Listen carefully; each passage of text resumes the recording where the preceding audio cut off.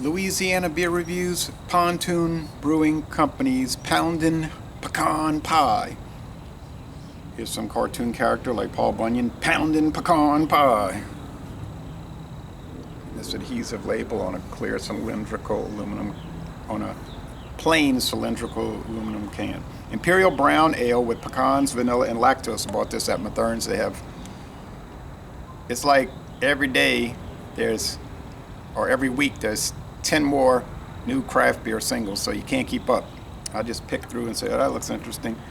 I mean, I would have to do 3 and 4 videos a day, I think, to keep up.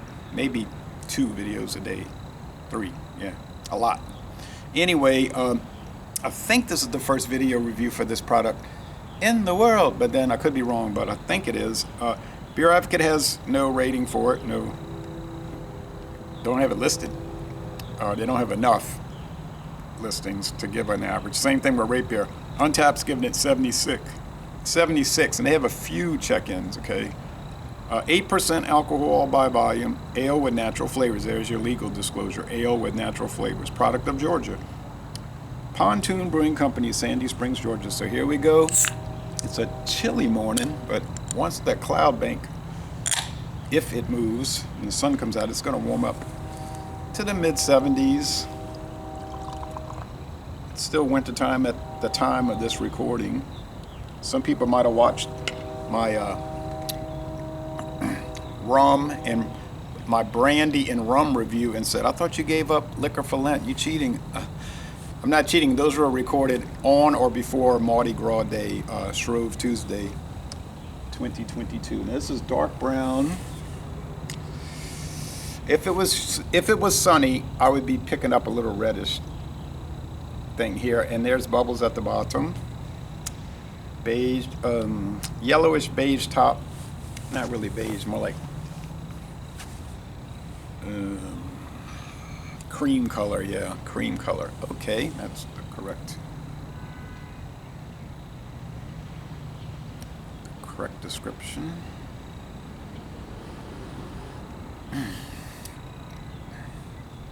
It smells like the flavorings, like a flavored brown ale. I like brown ales. Brown ales used to be big in the mid-90s. Everybody was drinking brown ales, like the cool thing to drink in the craft beer world. And then with the onset of other things like Imperial Stouts and especially IPAs, brown ales took a backseat, and many people began to look down on them like it wasn't cool to drink brown ales. Pecans, vanilla, and lactose. Okay, yeah, you get that milkiness like chocolate milk, vanilla, pecans. I like pecans. Now there's the candied pecan porter from Shiner Spetzel Brewing. Beta does a pecan ale from time to time, which is very popular in Louisiana. We have a lot of pecan trees around here, and they have them in Texas and I guess in Georgia. So people like to eat pralines around here made with pecans and caramel. So, all right, here we go.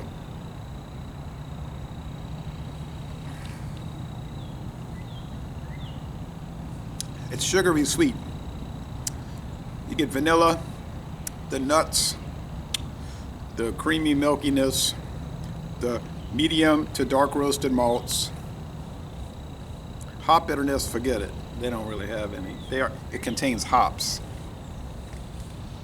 A malt beverage must, by law, contain hops. But,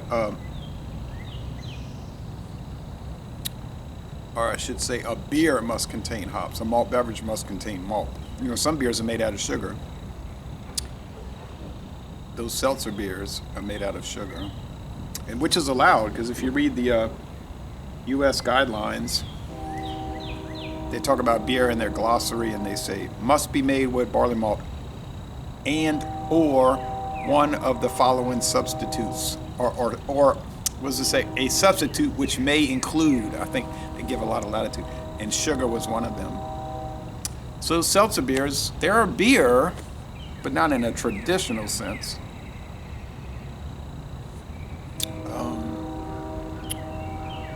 But obviously a malt beverage would have to contain barley malt. This is, like I was saying earlier, this is an ale, a type of beer called an ale, top fermented, at the warmer temperatures. Okay.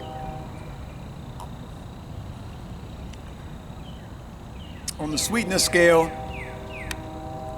be prepared for a lot of sugar.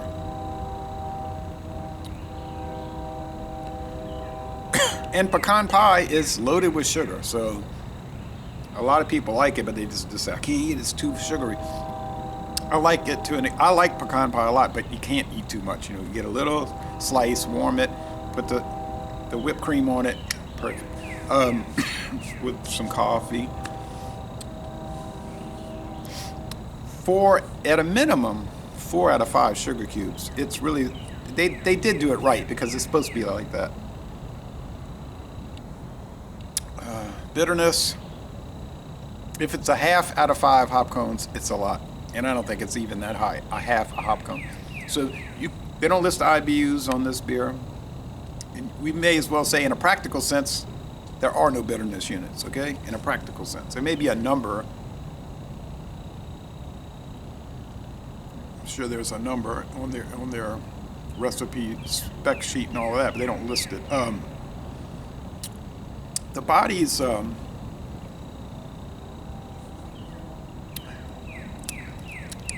high, medium, nearly heavy. The mouthfeel is syrupy, like you get that gelatinous filler in the pecan pie. That's not really syrupy, but you know, it's that same kind of thing.